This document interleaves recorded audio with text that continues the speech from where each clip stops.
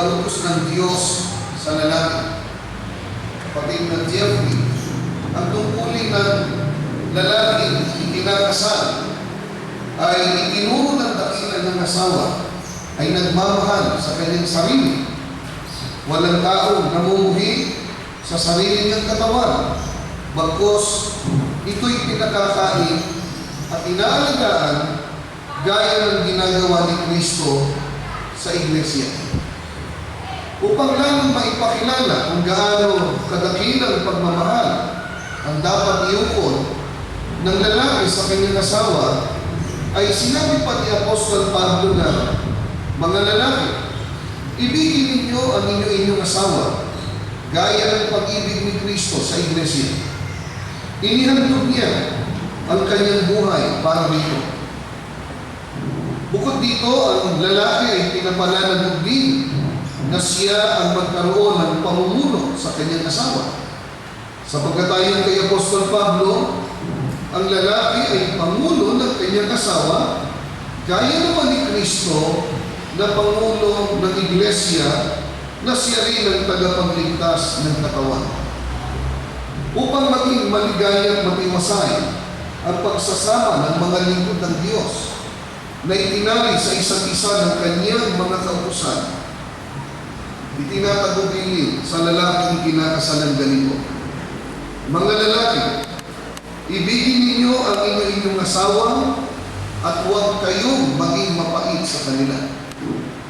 Gayon din naman, ayon sa sulat ni Apostol Pedro, kayong mga lalaki, magsipamahay kayong kasama ng inyong asawa ayon sa pagkakilala, na pakundanganan ng babae na gaya ng marupok na sisiglan, yamang kayo na may kasamang tagapagmana ng biyaya ng kabuhayan, upang ang inyong mga pananalangin ay huwag mapigilan.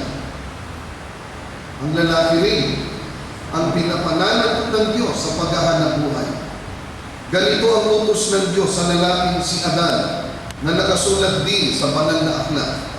At kay Adan ay sinabi, sapagkat iyong binili ang tinig ng iyong asawa at kumain ka ng bunga ng punong kahoy na aking sumpain ng lupa dahil sa iyo. Kakain ka sa kanya sa pagkakulit. Kapatid na Rose, ang tungkulin ng babaeng ikinakasal ay tinuro rin ni Apostol Pablo doon din sa kanyang sulat sa mga taga-Efeso na sinasabing, gayon man ay sapagkat iyan ang kalooban ng Panginoon. Ang babae ay hindi pinapahintulutan na magkaroon ng pamumuno sa lalaki, kundi, sabi ni Apostol Pablo, ang babae mag-aral na tumahimik na may buong pagkapasako. Ngunit, hindi ko'y pinapahintulot ng babae ay magturo ni magkaroon ng pamumuno sa lalaki, kundi tumahimik. Ipinahayag ni Apostol Pablo na ang babae dapat maging uliran sa lahat ng bagay upang kanilang maturuan ang mga babaeng may kabataan na magsiibig sa puso ng kanyang asawa ay tumitiwala sa kanya at siya hindi kukulangin ng pakinawa. Gumagawa siya ng mabuti sa kanya at hindi kasamaan lahat ng mga kaarawan ng kanyang buhay. Tunay na ito ang dapat na maging katangian ng babaeng ikinakasal, sapagkat ang sabi ni Apostol Pablo, ang babae ay siyang kalwalamian ng lalaki. Subalit sa ibabaw ng lahat ng ito, kapatid na Jeffrey, kapatid na Rose, pananagot ang inyong mag-asawa na umibig sa Diyos, kaya lang sinasaad sa mga aklat ng kautusan, at inyong iibigin ang Panginoong Diyos ng iyong buong puso at ng iyong buong kaluluwa at ng iyong buong lakas. Ito rin ang ipamumulan ninyo sa inyong magiging mga anak, sapagkat ito ang sinasabi ng kautusan na iyong ituturo ng buong sikap sa iyong mga anak at iyong sasalitain tungkol sa kanila pagka ikaw ay nakaupo sa iyong bahay, pagka ikaw ay lumakad sa daan, at pagka ikaw ay nahihiga ng mga kautusan ito na itinalis sa inyo ngayon ay buong ingat ninyong isasagawa, ay ang inyong pagsasama bilang mag-asawa ay magiging matagumpay. Sapagkat tatamuhin ninyo ang mga pagpapalang paglingap ng Panginoon Diyos, gaya ng sinasabi sa mga awit ni David. Mapalad ang bawat isa na natatakot sa Panginoon, na lumalakad sa kanyang mga daan. Sapagkat iyong kakanin ang gawa ng iyong mga kamay. Magiging maginhawa ka at ikabubuti mo. Ang asawa mo'y magiging parang mabungad puno na kubas sa mga pinakaloob ng iyong bahay. Ang mga anak mo'y parang mga puno ng olibo sa palibot ng iyong dulak. Narito, na ganito nawa pagpalain ng tao na natatakot sa Panginoon. Itong hinahangad at itinadalangin ng lahat ng mga sumasaksi sa banal na pagtitipon ito. Natamuhin nawa ninyong dalawa ang masaganang pagpapala ng ating Panginoon Diyos. Kapatid na Jeffrey at kapatid na Rose, tinatanggap ba ninyo ang mga kautusan ito ng Diyos na maging tali at tuglod ng inyong pagsasama nila? Nakatalaga ba kayo na ito'y sumpaan ngayon sa harapan ng Diyos at sa namarinig ng inyong mga piling saksi at ng katulungan ito? Mangyari tumayo kayong dalawa. Pakita po yung kainom ka ba sumasang-ayon sa harapan ng Diyos? Ang darinig ng mga saksi na kunin sa kapatid na Rose na magiging tunay na asawa. Kasi yung ibigin at pagpipitagalan, yung pagmamahalin sa kalusugan at sa karamdaman, sa kasagalan at sa kahirapan, at iwan mo man ang iba, ay mananatili ka sa Kanya habang kayo dalawa'y nabubuhay. Diba? Kasama niya sa buong pagtitubala at pag-ilim, sa kalusugan at sa karamdaman, sa kalinawan at sa kahirapan, at iwan mo man ang iba, ay mananatili ka sa Kanya habang kayo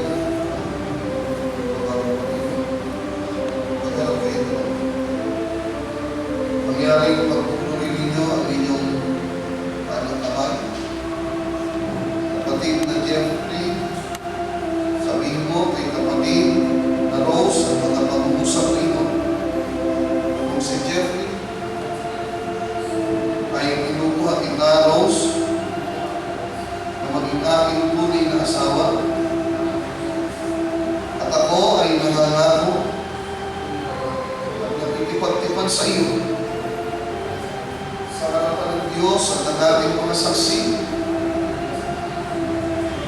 na sa iyo ako'y magiging mapagmahal at matapat na asawa sa kasaganan at sa kahirapan, sa katuwaan at sa kalungkutan, at sa kalusugan at sa karamdaman, hanggang sa mapaghiwalayin tayo ng dalawa tayo.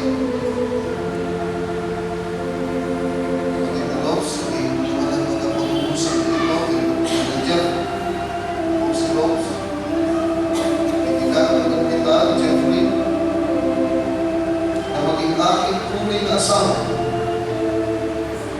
At ako ay nangangako at nakikipagtipag sa iyo sa harapan ng Diyos at ang ating mga saksi na sa iyo ako'y magiging mapagmahal at matapat na asawa sa kasaganan at sa kahirapan, sa katuwaan at sa kalungkutan, at sa kalusugan at sa karamdaman, hanggang sa mapag-iwalayin tayo ng kamatayan.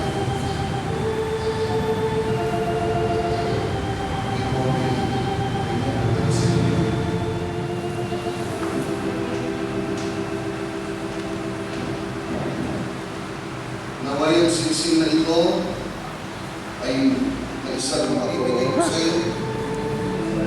Di lang sa isa. Hindi makuha yung singsing. Ang ating patuloy at nananatiling pag-ibig.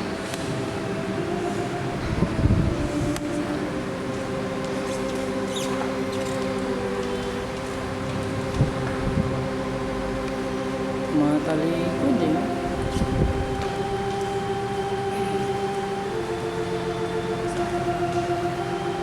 O yung singsing na ito, yung isang makabuluhan, palatandaan ng pangako, ay mag-isang-isang ng kalalisayan at walang katapusan ng inyong pag-ibig. Tapos, yung singsing, bagong minusuot sa kaliwang palasingsingan, kapatid na Jeffrey, ay sabihin mo sa kanya, ang singsing na ito ay binibigay ko rin sa iyo bilang sabisan at pangako ng ating patuloy at nananatiling pag-ibig. Kapatid na Jeffrey, kapatid na Rose, mangyari ng tawag ang inyong mga kamay ng isingsing ng ating. Bayaan ito'y maging tatak ng inyong pinaguklod ng kapanaran at ang inyong pagkakasundo at susuyuan, pagmamahalan ng katapatan. Sa pamamagitan nito'y mula ngayon ay natatalian kayo hanggang sa kayo mapaghiwalayin ng kamatayan. At iyayamang pinupad na ninyo ang matapat na pagkakasundo. Ako sa pamamagitan ng aking karapatan bilang ministro ng Ebanghelyo ay pinahayag ko na kayo tunay ng magkasama ayon sa mga utos ng Diyos at ng mga batas ng ating bansa. Ang pinapagsama nga ng Diyos ay huwag papaghiwalayin ng tao. Lumulog kayo mag-asawa. Tumayo po ang lahat ng nasa katutunan. Tayo ko'y mananatang. Yan kung ito'y mati mo sa kanilang pusong kaisipan upang maging gabay nila, upang ang kanilang pagsasama bilang mag-asawa ay maging maligaya at ang kapatid mo nila ay ang iyong mga pagpapanan.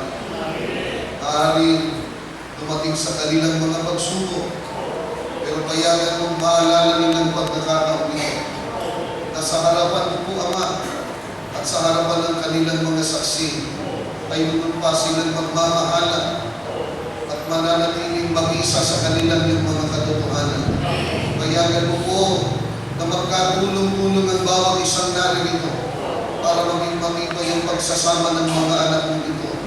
Huwag mo sila payagan mong lalong maging matatag ang bawat isa sa kanila, lalong maging matibay ang kanilang pagsasama, habang nalalampasan ang maraming mga pagsubok. Payagan mong lalong pang tumingkad ang kanilang pagmamahal at pagmamalasakit sa isa't isa. Payagan mong makabuo sila ng isang sampahayan na magiging kalwalatian mo, na mapupuno ng iyong pagpapalat biyaya at patuloy silang makapaglilingkod sa iyo hanggang sa kantaan namin lahat ang pangako mo kong mga pagliligtas. Panginoong Jesus, namamalig kami sa iyo. Ikaw pong luklukan ng biyaya. Mahabaggang pagpalain mo po ang mga anak mo nito at gawin mo po silang mananampalataya. Mahabag ka rin na ipulot mong maging matibay sila sa paglilingkod sa iyo pong banal na iglesia. Ama namin Diyos, lubos ang aming pananampalataya na pinapagtibay mo ang pagkakasal sa iyo pong mga anak at gagawaran mo sila ng iyong pagmamahal at paspas. Ang lahat ng aming hinihiling sa pangalan ng Panginoong Jesus na amin pong tagapagligtas.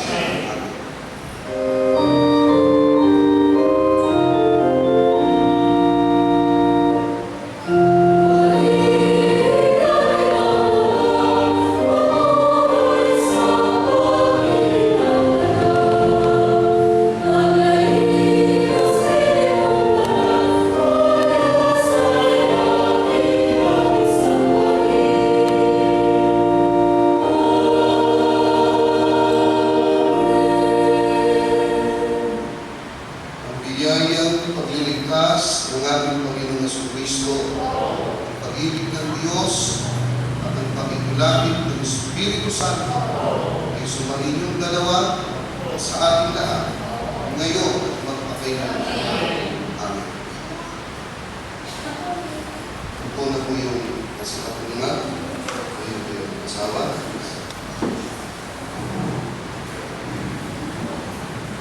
Nakakarap kayo sa isa. Kapatid na Jeffrey,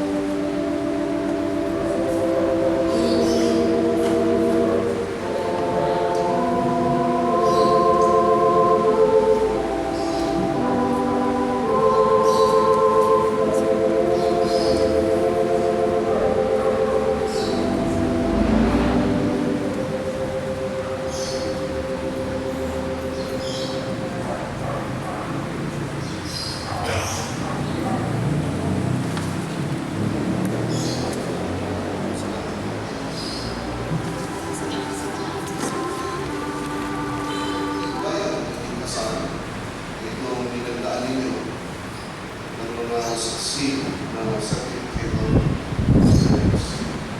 Ang isang kopya nito ay paparehistro sa National Statistics Office. Isa ay sa munisipyo ng Bukid. Isa ay magiging kopya